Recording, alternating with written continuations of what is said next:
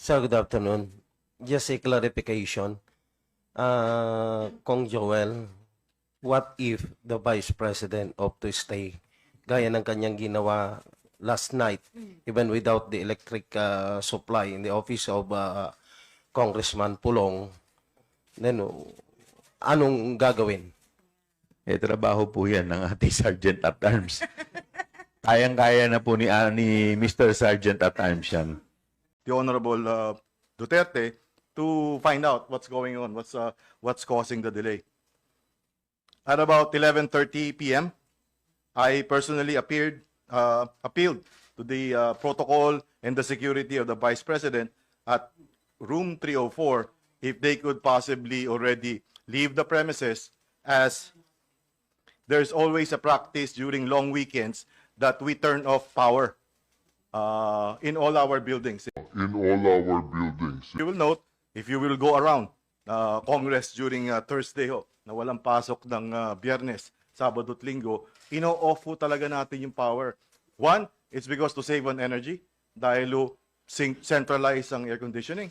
And second, to prevent po yung occurrence ng electrical fire dahil hindi po natin alam kung mayroon nakapag-iwan ng mga chargers or laptops or whatnot sa kanya-kanya mga opisina. So, Oo. Gusto mo, sabihan kita ng Latin? Anong pambira naman ito? Ina mo. Matay ka. Santo Dominguez! standard doon natin ginagawa yun. And normally nga po, it's at 10:30 na ginagawa natin na ino-off. Kung pinapatay centralized ang kuryente, paano gumagana ang CCTV ng building? Yung fire alarm system, yung internet server, at yung mga refrigerators ng bawat opisina. Di naman kapanipaniwala na wakang ganyan last night, dyan. In deference to the Vice President, inabot po tayo ng 12:30 bago natin talagang in-off na. Routine nga ba, o panggigipit? Paano yung rounds inspection ng mga naka-duty na security guards sa gabi kung walang kuryente? Buong long weekend pinapatay ang kuryente. Tiyak So, mapapanis ang masasarap na pagkain ng mga politiko Simula dyan. midnight in the morning hanggang kanina umaga, the close-in team of the Vice President stayed locked inside room 304. So about 7:30 this morning, upon request of our personnel and finance office, we had to turn on the power again dahil magtatrabaho po sila sa SWA. So that's about 7:30 this morning. 8 o'clock, the Vice President security team remained locked inside the room 304. At 10:53, we noticed the Vice President together with entourage left the room of the Honorable Pulong Duterte, and we followed her all the way to the detention facility.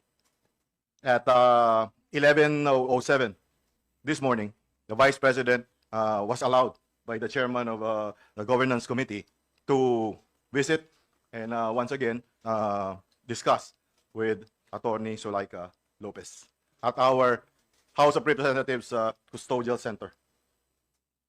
That's about all I have for you. Thank you. Sir, General Taas, wala naman siya complaint na, syempre, nawala ng kuryente, so magdamag siyang walang power doon. Wala ho kaming narinig na complaint dahil I would assume dahil napagsabi, hindi naman ho kami nagkulang ng pag-remind. Sinabi ho namin na baka uminit at sana ho maintindihan ninyo dahil policy ho sa house ito para makaiwas tayo sa aksidente at makatipid din po tayo ng kuryente. Isipin nyo kung isang kwarto lang yung ating bibigyan ng kuryente pero kailangan yung kabuuan umaandar ho yung air conditioning unit na imagine nyo na ho. Sa electrical wiring, may sariling breaker ang bawat room, yung ilaw, yung outlet at yung aircon, kaya pwede nila piliin kung ano ang papatayin, pero pwede din patayin lahat dahil nagtitipid daw sila. Kung gaano kalaking General, doon sa huling pag-uusap nyo, nakita namin kanina, kailan daw po aalis dito si VP? May sabi po ba siya? Ano po bang sentimiento niya? hindi po namin napag-usapan yung kailan siya aalis. As far as yung kailan siya aalis is yung usapan between us at saka yung security at saka yung protocol. Hindi po tayo nagsasabi kay Vice President noon. However, ang napag-usapan po namin kanina is hinihintay ko lamang bago ko siya papasukin doon sa detention facility, yun nung approval ng aming butihing chairman na indeed, inaprubahan po yung pagbisita doon sa detention facility. Dahil kung matandaan po ninyo, kahapon ho, hindi yung detention yung pinag-meetingan nila. Doon po tayo sa visitor center dahil strict ho yung mga protocols sa detention center.